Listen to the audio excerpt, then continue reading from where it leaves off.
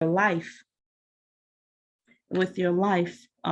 if you, don't follow the guidelines regarding, and some people, older adults, um, our parents, our grandparents, um, older adults, some not even older adults, but people with medical conditions that may be taking different medications. We're talking about people that may have cancer, be on chemotherapy, affects their immune system. They may have an autoimmune illness. They're taking medicine for that. So, for example, people with severe rheumatoid arthritis, or illnesses like lupus and things like that, we might be taking particular medications that also depress them. That have had transplants or on big doses of immunosuppressive medications. So we're talking about people that may have had a kidney transplant, liver transplant, and they're on big doses of medications. And if they get COVID, they're likely to become severely ill. Let's see, why am we not moving? I don't know why we're not moving. Okay, so They want you to. go ahead. Don't worry, go ahead, you're good. Well, somebody that just came in. Okay, all right, okay, good. All right, so what do we know so far? Living almost 2 years with COVID, we know that wearing a mask does help, a mask that covers your mouth and your nose. We know that avoiding close contact with others works. Stay at least 6 feet away from other people. That's 2 arms, your arm and somebody else's arm, okay?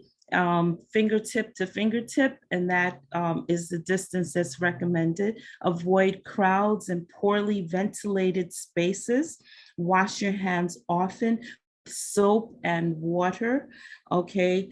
We use the alcohol-based sanitizer, but soap and good old water is very effective, not only in washing off COVID and other viruses, but washing off other bacteria and things that are not killed by the alcohol-based sanitizer. Believe me, there are a lot of bacteria out there that are not destroyed by alcohol-based hand sanitizer. So you really do need to use good old-fashioned soap and water as much as you can. And if soap and water is not available, then use the hand sanitizer. You should try to avoid touching your eyes, your nose, your mouth with unwashed hands. It's very difficult because we touch our face and all the time, even unawareingly, we touch our face. But in this era of COVID, we have to try to make an effort not to do that. So, if you're wearing your mask, you might want to put on some glasses, some sunglasses or something, anything to help you avoid touching your face with unwashed hands. And you should clean and disinfect the surfaces that are frequently touched by other people. We know for a fact that influenza virus spreads that way. And I suspect that one of the reasons we didn't have a bad flu season last year was because everybody was masked up, everybody was inside, everybody was washing hands, everybody was, washing off surfaces. And because that's normally how the flu vaccine spreads. So that opportunity was not available last year. And then, of course, we're here to talk about getting a COVID vaccine. Okay, so, all right. So the COVID vaccination is a safer way to build protection. So getting the virus, so a number of people have gotten the virus and it offers some natural protection. you can develop antibodies and become immune, but we don't know how long or how effective protection lasts. And the risk of severe illness and death from COVID far outweighs any benefits of natural immunity. If you hear any noise in the background, it's my little dog decided that she wants to play. Anyway, COVID-19 vaccine will help protect you by building immunity without the risk of severe illness. And so that's something in the first slide, we talked about how you don't know how your body will react to COVID-19, if you will just get a mild infection or if you'll get a severe infection. So not knowing how your body is going to react if you have vaccine, so you build your immunity without risk of getting a severe illness, getting put on a ventilator, having to require oxygen, etc. So some vaccination. So getting vaccinated can help prevent getting sick with COVID-19. People who have already gotten sick may benefit from getting vaccinated. And COVID, this is important, COVID-19 vaccines cannot give you COVID. So we talked about that last week, but the vaccines are not designed to expose you to an inert portion of COVID. Inert meaning that it's not active, it's not live. And so, but just enough inert to stimulate your immune system. And then we go on, COVID-19 vaccines will cause test positive COVID-19 viral tests, because those tests are looking for the RNA of COVID, not your antibodies. Those tests are looking to see whether or not your body has COVID in it, the virus itself. They're not looking for your antibodies. Okay, so go on. So we learned last week that the Pfizer now is fully authorized, because from January till up until last week, the Pfizer vaccine was under emergency use authorization, same as Moderna and same as Johnson. So during that period before the emergency authorization, all the clinical trials went on with the 3 vaccines.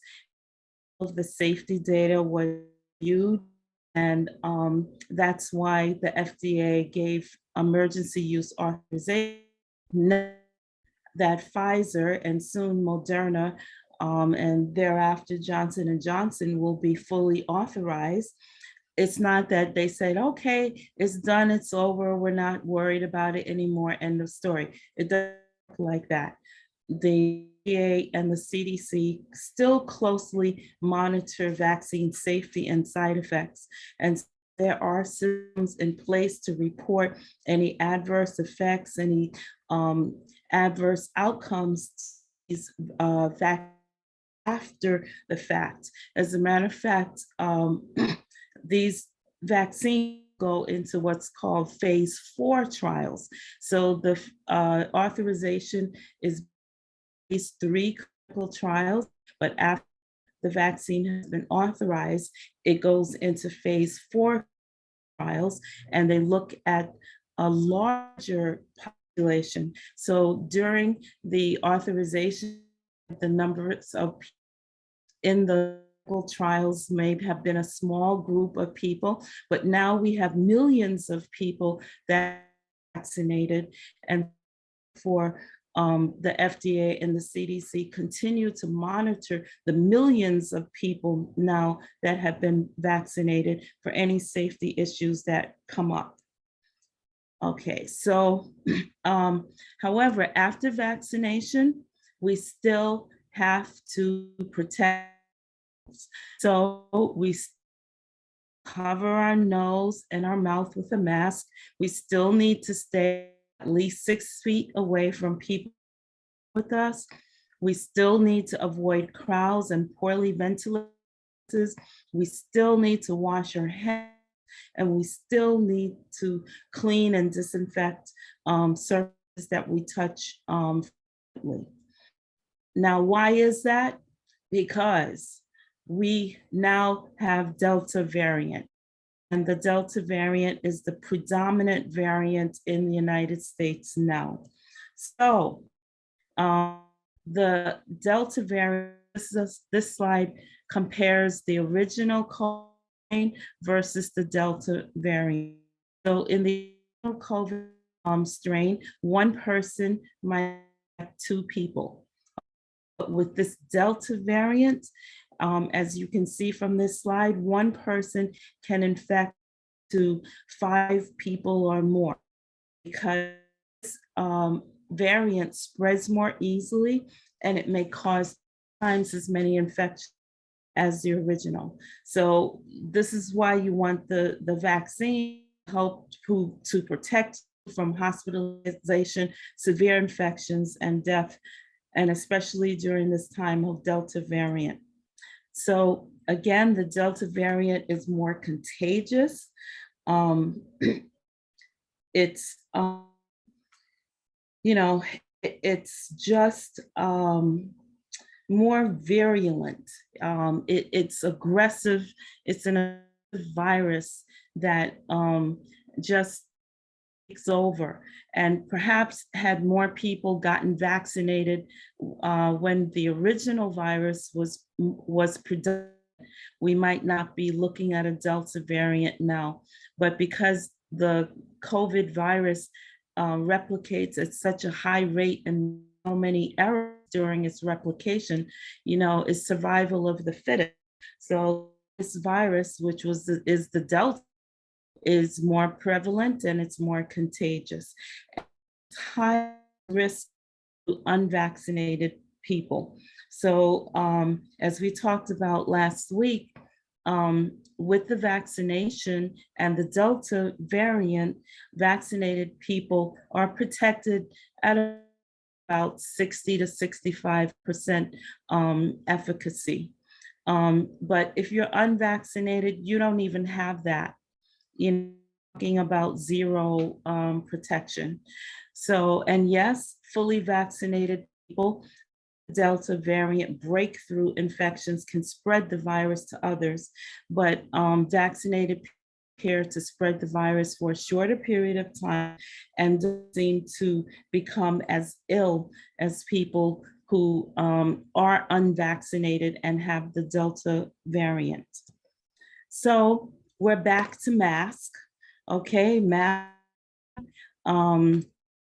This is where we are today, as we were over a year ago, wearing masks, washing hands, keeping our distance. It's important for us to protect ourselves and to protect other people. And let me see, come on. Last slide won't come up. All right, so now we have to use every strategy that is available to us to use to prevent transmission and prevent infection of ourselves. And that includes the mask, the hand washing, the social distancing. Okay, so that's what we want to emphasize today, is that mask indoors in public places, including if you are fully vaccinated, because we still don't want to become ill and we don't want to spread this virus to anyone else. So at this point, and we'll answer any questions that people may have. Thank you so much for that wonderful summary and updates. Excellent. So there's, I think we have 2 questions in the chat. One is from Deacon Raphael. It says, should the elderly grandparents take extra precautions when their grandchildren resume in-class instructions? How old are the grandchildren? If they're 12 and above, they can be vaccinated. Okay, but yes, the elderly grandparents themselves should be vaccinated so that if the children come down with anything, um, the grandparents are less likely to become severely ill. But yes, I would say take precautions. Definitely cautions. Be wise. Use wisdom in those situations. We don't want anyone to separate from their family and their grandchildren. We know how important it is. Those hugs and kisses and all that loving that grandkids put on their grandparents. But we want the grandparents to be around, for a while. So everybody has to take those precautions. Yes, and Okay. even talking about that, Dr. Cronin, there's also the boost. So that is there. The opportunity for you to get a boost is available now. It's not just for people that are immunocompromised. Now it's available to everyone that feel like they need it. Just consult with your doctor to make sure that's the right step. So I think for the elderly, people that are like more at risk to get COVID-19, I think that would be a good thing to suggest, right, Dr. Cronin? Yes. Yeah. Yes, definitely discuss it with your physician. If you are in a high risk category, as we talked, you're on immunosuppressive therapy, you're getting steroids, or if you're in getting cancer chemotherapy, gotten vaccinated, definitely talk to your provider about getting a boost that would be available now. The government has announced that in months, everyone, will be up for a booster dose of vaccination. So you should look out for that if you don't fall into the immunosuppressive category. Okay, excellent. There's another question that is really interesting from Sister Rosie. Sister Rosie always asks interesting questions as she chuckled. She's like, can a dog get COVID? Yes, COVID has been noted in animals. Yeah. So yes, they can. I don't So know this about question, any treatment, but I've read cases of horses, of cows, of cattle, of dogs, of cats. So yes, of tigers, yeah. of lions, yes, getting COVID. So yes, animals can get COVID, but I don't know, further about the extent of the disease in animals. There's definitely no treatment that's available for animals, but yes, they can contract COVID.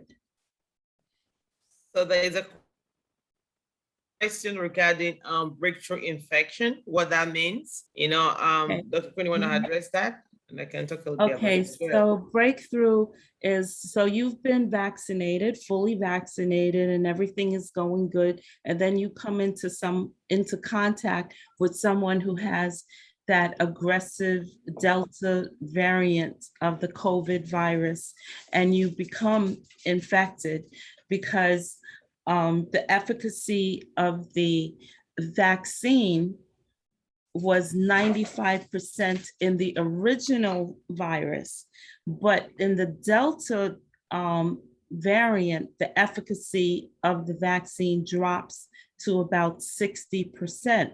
So that means that you have about a 40% chance of contracting the virus if you come into contact with it.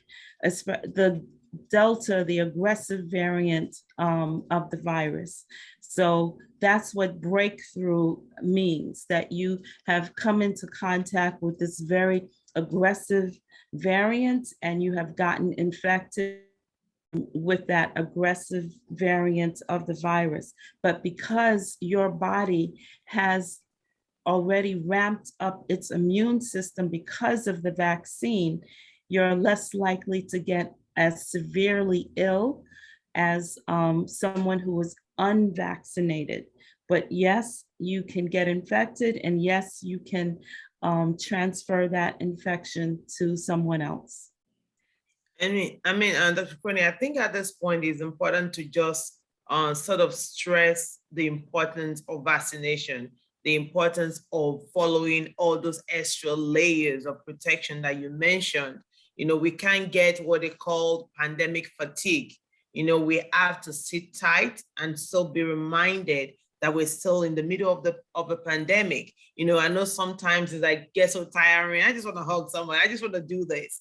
Just be mindful of that, and let's all just continue to do the right thing. And then maybe very soon we all can return to normal, and like as Dr. Coney rightfully pointed out, the more of us that get vaccinated, the better, the faster we can actually conquer this virus, because it's going to keep getting stronger if there's still a large amount of people that are not vaccinated. So continue to encourage, invite people to this platform where they can get up-to-date information, clarity, where we can have open conversation regarding the vaccine, regarding the pandemic, so we can make informed decisions for ourselves.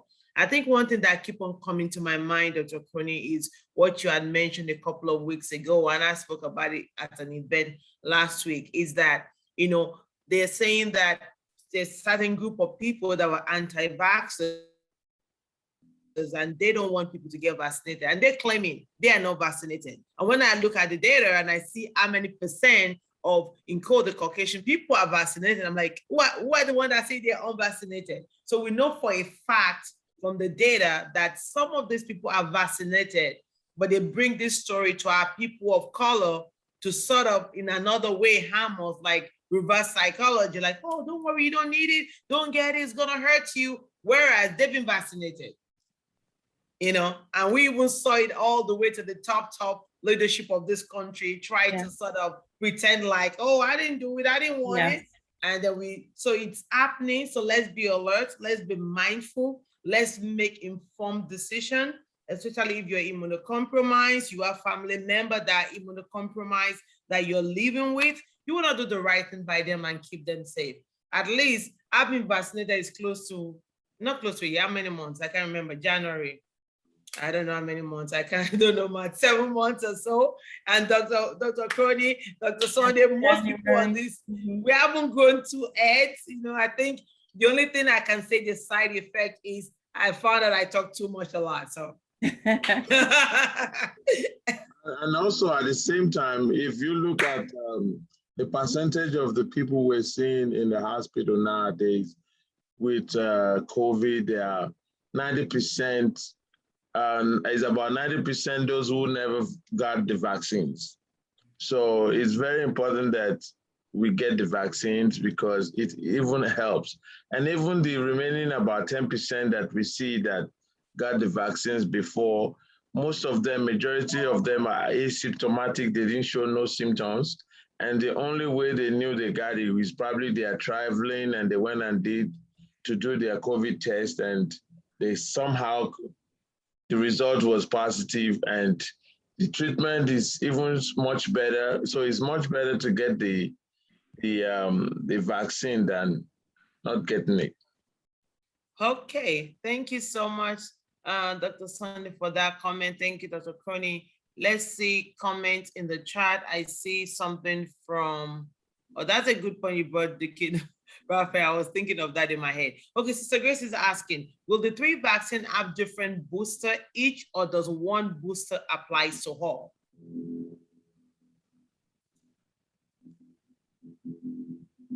So according to the Department of Health, whatever you get, whatever you get is a booster that you're supposed to get. Let's say you got Pfizer, when you want to get the booster has to be Pfizer. They're not recommending at this point for us to get different booster, to cover whatever vaccine you have get. So just make sure it's the same. What happened to your volume, Dr. Cody? No, I was getting phone calls. Oh, okay. Yeah, no, the recommendation now is that, like, if you got the Moderna. I thought you're trying to click them. Yeah, if you got the Moderna vaccine, and it's time for your booster, they recommend that you stick with the Moderna booster. You got the Pfizer vaccine, fully vaccinated, then you stick with the Pfizer booster. We don't know about the J&J yet. Okay, so that's the recommendation. And only in extreme circumstances do they recommend crossing over to a different vaccine than what you originally got. Great. So, okay, there's another comment on the chat. There's a discussion in the media about the deworming medication, ivermectin, as a treatment for the virus. Could you talk about this? I'm going to jump into this one. Oh, Before you go, Dr. Curry, let me just talk into this one. I was reading an article on this. So this is one of the things that was coming up by the anti-vaxxer, the people on the right extremists, trying to figure out, okay, this is a new, oh, Sister Clara is outside. Okay, she's gone in. This is like a new medication that can help, just the same way that they had promoting that other medication, I can never say, what's his name, Dr. Penny? hydroxychloroquine. Yes, the same idea. Now, this is something else they're promoting, even to the point that some people were taking the deworming used for horses. And that's why Dr. Fauci came on and it was like, no, are you guys horses? Don't be taking this medication, you know? And so it's not recommended. It's not a recommended treatment for COVID vaccine. Dr. Cronin, over to you. Okay, so ivermectin is an anti-parasitic medicine. That's if you have parasites. Okay, this is a virus. This is not a parasite.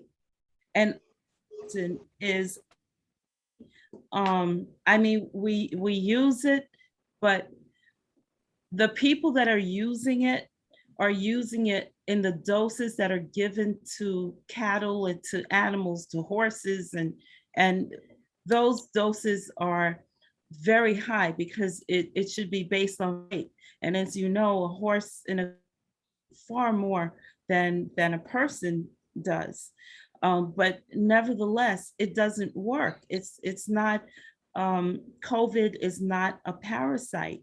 It's a virus. So taking ivermectin is very dangerous because it's not a medication that we even give lightly. Even when we use it to treat different illnesses, we don't use it like, you know, off the top of our head. It's something that we consider extremely carefully before we use it, and make sure that it's in the appropriate dose for the person, and it's closely monitored. Blood work, etc., is closely monitored. So people going out and buying ivermectin that's for veterinary use and then using it themselves are putting themselves at great risk for the dosing of it, and just in the fact that it doesn't work. You know, it's a medicine for a parasite, and this is a virus. So I don't know where they get this from. I don't understand. Somebody's kitchen. Now, you know, and I don't understand why you would go and take a medicine made for animals, because the medicines made for animals are not purified as medicines, you know, designed for human consumption, and they're not monitored in the same, like, you know, for human consumption. So why would you take something? You don't want to take a vaccine, but you're going to go take a horse medicine? That doesn't make any sense to me. But, you know, people have their belief systems, and they're not open, their minds are not open, and they go and put themselves at risk and even die from it. Because I've read some articles where people took the veterinary doses of ivermectin and died from poisoning. They essentially poisoned themselves with ivermectin. You're actually right. There's been an increase in the people calling the poison control in Mississippi and Texas. There was an article I was reading, and they said there's been an uptick in poison control being called just because of this. So we need to be like very mindful of that. And everything that comes from the media, it's not authentic. is not from the right source. Even if the person have a MD at the back of their name, you want to check and fact check before you just take somebody's word for what he is saying. That's why whatever we present here, they are evidence-based practice, evidence-based, not just something somebody pulled from the heart. I'm like, I think this will work because it worked for this. So let's be mindful of that. And I know Sonny can even attest, are they using this medication in the ICU in the hospital now? So it's not something that is being used. Okay, so we have heard from the professionals, Dr. Cody and Sonny, it is not being used. So don't encourage anyone in your sphere of influence to use this medication. Okay, so let me see what else in the chat. Oh, okay, Sister Rosie is asking a question. My son had COVID-19 and was hospitalized and recovered. At that time, he had gotten one vaccination, plus has gotten COVID. He feels he's okay. How can I convince him to like get second shot? I don't, you can unmute yourself. Sister Rosie. Convince him to what? Convince him to get the second shot? You can unmute yourself, I think. We can't hear you if you're talking. Okay. So I'm going to assume she's trying to say convince to get second shot. Okay, it's okay. Okay, go ahead. Okay, so, that is really, I would point him to having a discussion with his physician about that, because you're not going to convince him. I'm not going to convince him, but maybe his physician who treated him while he was hospitalized, can convince him to get the second